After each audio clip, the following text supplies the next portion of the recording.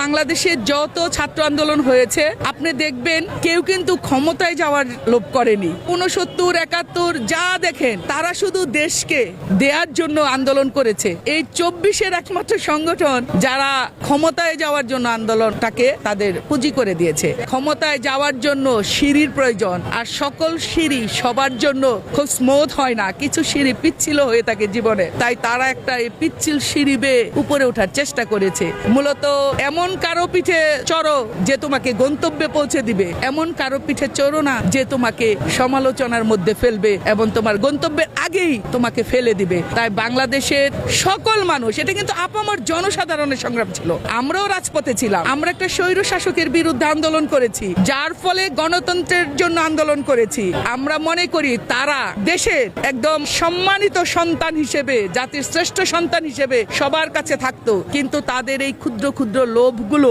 তাদের সেই সম্মানটাকে কিঞ্চিত ম্লান করে দিয়েছে। বাকিটা পরবর্তীতে দেখা যাবে ইনশাল্লাহ।